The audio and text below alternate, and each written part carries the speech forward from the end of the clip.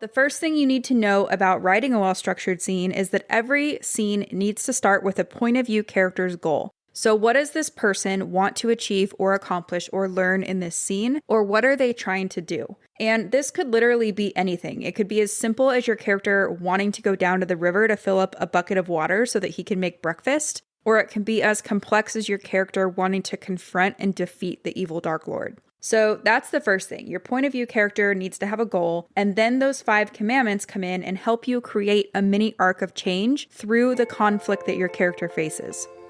Welcome to the Fiction Writing Made Easy podcast. My name is Savannah Gilbo, and I'm here to help you write a story that works. I want to prove to you that writing a novel doesn't have to be overwhelming. So each week, I'll bring you a brand new episode with simple, actionable, and step-by-step strategies that you can implement in your writing right away. So whether you're brand new to writing or more of a seasoned author looking to improve your craft, this podcast is for you. So pick up a pen and let's get started. In today's episode, we're going to talk about how to write a well-structured scene. First, we're going to talk about what a scene is and what a scene is not, so that we're all on the same page. And then we're going to walk through my favorite method for structuring a scene, and I'll show you how this structure shows up in a scene from Harry Potter and the Sorcerer's Stone. And I'm really excited about this episode because it's been one of the most requested topics since I started this podcast. Not only that, but for me personally, learning how to write a well-structured scene was a game changer. And I know I'm not alone in saying that because it's often a huge aha moment for all the writers I work with one-on-one as well. So anyway, no matter what genre you're writing in, I think you're going to love this episode. So what is a scene? Well, if you've ever looked this up on Google or in any kind of writing book, you've probably realized that there's a ton of different answers about what a scene actually is. But the definition I see most often is some version of this. A scene is a moment in time or a unit of action that takes place in one setting that features a specific cast of characters and is told from one person's point of view. When either the setting or the cast of characters changes or the point of view changes, the scene is over. And for the most part, that's true, but it leaves out something that's really important. And that is that in a scene, something must change. So a scene starts in one place and ends up somewhere else, whether that be a physical location, a mental state, a difference in a relationship, or a different amount of knowledge. So in other words, there has to be an arc of change in each one of your scenes, just like in your global story. So here's my slightly revised definition of what a scene is. A scene is a unit of story that takes place in more or less continuous time and space, features a specific cast of characters, is told from one point of view, and contains an arc of change from beginning to end. So now that we're on the same page about what a scene is, let's talk about a few things that scenes are not. So scenes are not lengthy descriptions of the setting, the characters, or the weather. A scene is not a bunch of characters or even one character sitting around musing or reflecting about life or something that just happened. A scene is not a bunch of random events that don't add up to the global story. A scene is not filled with info dumps or chunks of backstory that include explanations of things that happened in the character's childhood or their parents' lives, or even a list of reasons why the character is doing whatever it is they're doing. So those are just a few things to keep in mind when it comes to writing well-structured scenes. And speaking of, now let's talk about how to write a well-structured scene. And to do that, we're going to use something called the 5 Commandments that originally came from Sean Coyne over at the StoryGrid. If you've been listening to this podcast for a while, you probably know that I'm a StoryGrid certified editor, and these 5 commandments are one of my absolute favorite tools in my writing toolbox. I love using them in my own writing, and they're usually a big hit with the writers I work with one-on-one or in my Notes to Novel course. So anyway, let's dive into that now. The first thing you need to know about writing a well-structured scene is that every scene needs to start with a point of view character's goal. So what does this person want to achieve or accomplish or learn in this scene, or what are they trying to do? And this could literally be anything. It could be as simple as your character wanting to go down to the river to fill up a bucket of water so that he can make breakfast, or it can be as complex as your character wanting to confront and defeat the evil Dark Lord. So that's the first thing. Your point of view character needs to have a goal, and then those 5 commandments come in and help you create a mini arc of change through the conflict that your character faces. So let's go over each one of those commandments, and then we're going to look at an example of how these show up in a scene from Harry Potter and the Sorcerer's Stone. Commandment number 1 is that there needs to be an inciting incident. And this is really just the first thing that gets in the way of your character accomplishing his or her goal. So it's that first bit of conflict or the first unexpected thing that happens as he or she pursues their scene goal. Now, at this stage, the inciting incident can cause your character to come up with a new scene goal, or it can cause your character to adjust their original scene goal. So that's commandment number 1. There needs to be an inciting incident or something unexpected that gets in the way of your character pursuing their original scene goal. Commandment number 2 is that there needs to be progressive complications that lead to a turning point. I did a whole episode on progressive complications. It's episode number 21, and I will link to that in the show notes for you. But really, I like to focus on the turning point for this commandment. So what is a turning point? Well, a turning point is a moment where the conflict reaches its peak and the character can no longer go after their scene goal in the way they had originally planned. So it's kind of like the final straw. They've faced so much conflict now or so many obstacles that things can no longer go according to plan. And turning points can show up in one of two ways. You can have an active turning point or a revelatory turning point. An active turning point just means that something happened in the physical world that acts as the peak moment of conflict and causes a change in plans. A revelatory turning point happens when the character gains new information or realizes something based on new information that changes the circumstances or plans. So anyway, that's commandment number 2. There needs to be progressive complications that lead to a turning point. Commandment number 3 is that there needs to be a crisis moment or a moment where your character faces a decision about how to move forward. So after the turning point comes in and ruins your character's plans for achieving their scene goal, they have to decide what to do next. Will they do X or will they do Y? And ideally, you want these options to carry the same weight. So ideally, they're equally bad options or equally good options. And the reason for that is because if you have to choose between a good thing and a bad thing, you're obviously going to choose the good thing, right? It's a predictable decision. If you had to choose between two equally bad or two equally good choices, then that's when things start to get interesting. And not only that, but this is one of the main ways you can show readers who your characters are through the decisions that they make. We're going to talk about this more when we look at an example later, but for now, just remember that in every scene, your character needs to face a decision between X and Y, and ideally, the choices are either equally bad or equally good. And not only that, but there needs to be something at stake with either option too. So if they choose X, what do they stand to lose or gain? If they choose Y, what do they stand to lose or gain? This is how you're going to make things interesting in each and every scene. So anyway, that's commandment number 3. There needs to be a crisis moment or a moment where your character faces a decision about how to move forward in each and every scene. Commandment number 4 is that there needs to be a climax or a moment where your character acts on their choice. So this is when your character takes action. Did they choose X or did they choose Y? And in most cases, you'll want your point of view character to be the one taking action or making the decision here. Otherwise, you risk creating a character that has no agency, and when that happens too much, it starts to feel like the story belongs to another character. So anyway, that's commandment number 4. There needs to be a climax in each scene or a moment where your character takes action on their choice.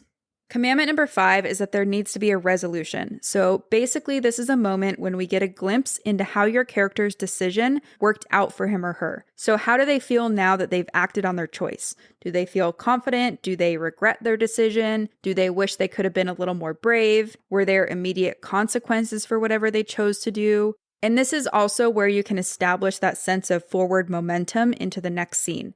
So now that everything in this scene has happened, and now that they've made a specific decision, what's their plan? Sometimes we get a glimpse of their plan in the climax, but other times characters will formulate a plan here in the resolution. So anyway, that's commandment number 5. There needs to be a resolution in each and every scene. And that's it. That's how you write a well-structured scene. You have a point of view character that has a goal, and then you throw those 5 commandments in their way, and voila, you have a mini arc of change.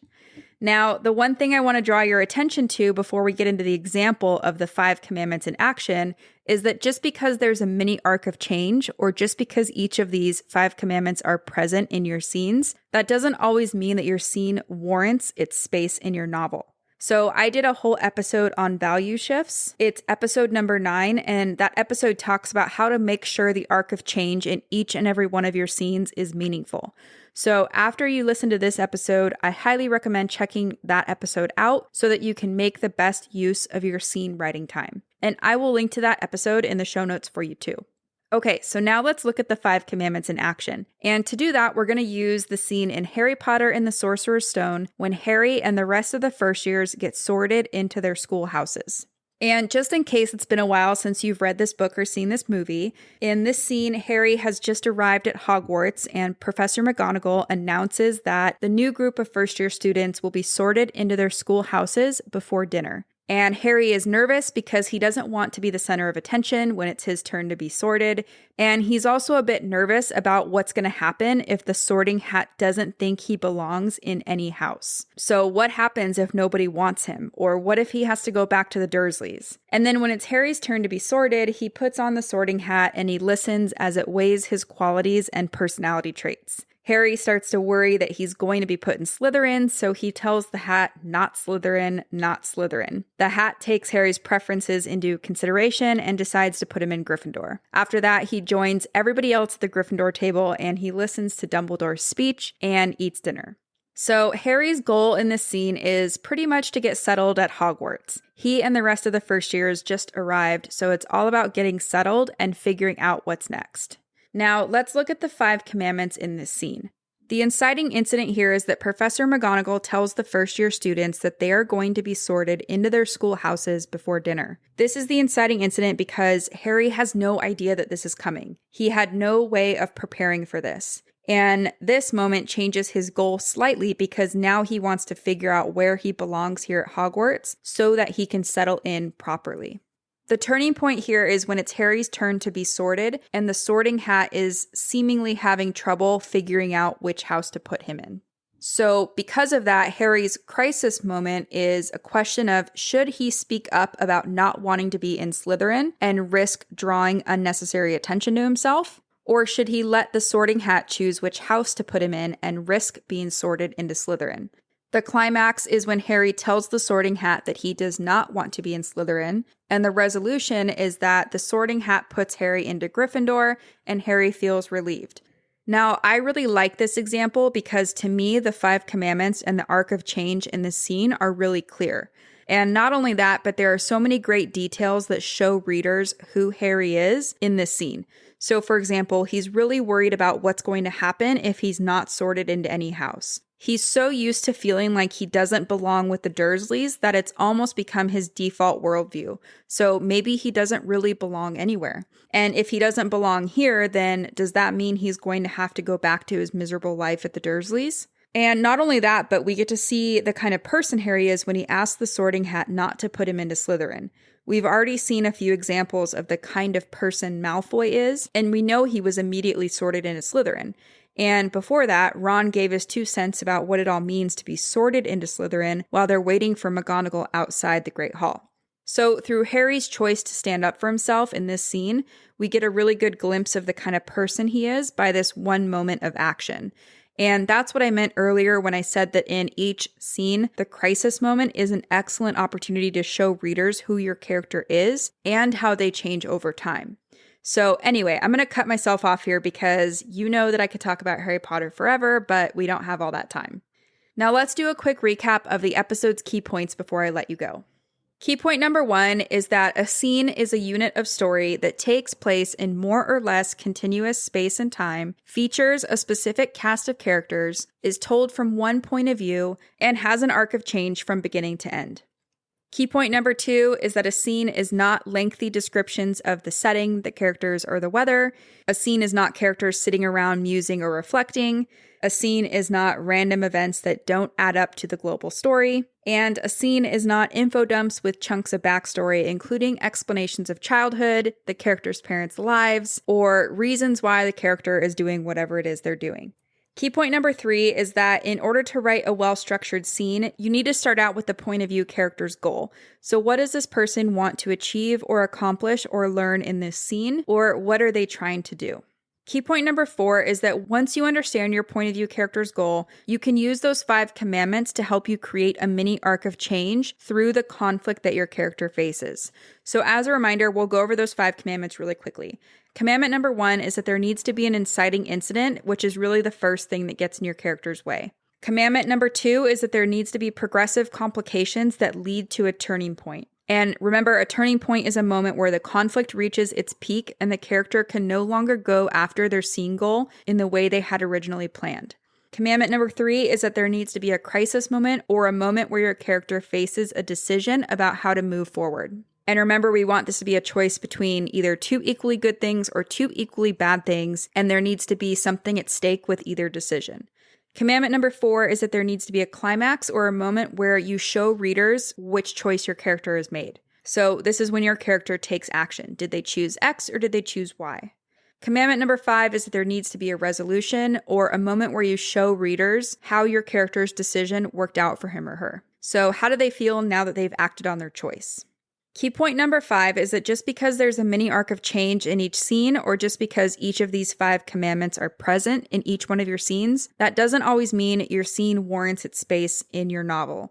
In the show notes, I linked to episode number 9 that's all about value shifts. So that episode will walk you through how to make sure the arc of change in each and every one of your scenes is meaningful. So after you're done with this episode, you can head over there, listen to episode number 9, and that way you can make the best use of your scene writing time.